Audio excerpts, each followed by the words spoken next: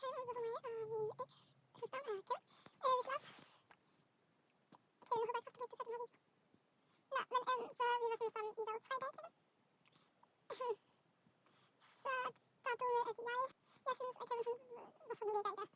Sådan, der er noget gas. Og så tror jeg også, at han kan lide mig sådan, det sådan lidt ensom. Så sådan, han inviterer mig en eller anden aften hjem til ham til en film.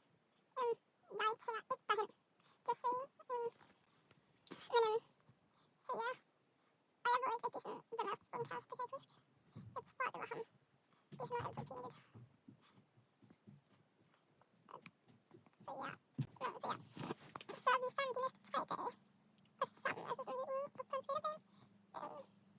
Jeg har så de samme bukser på de 3 gange. Og det synes han så lige pludselig er klamt. Og så slår han op med mig.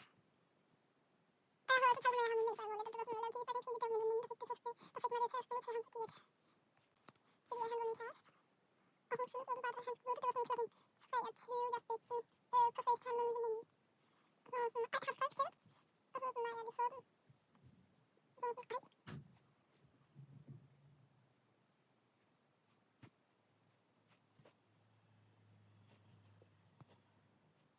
Så jeg ved ikke, hvad jeg skal fortælle om det, for det var et ret kort forhold. Jeg ved ikke, hvordan den her storytime kommer til at lyde. De andre to, de har været ret hurtige.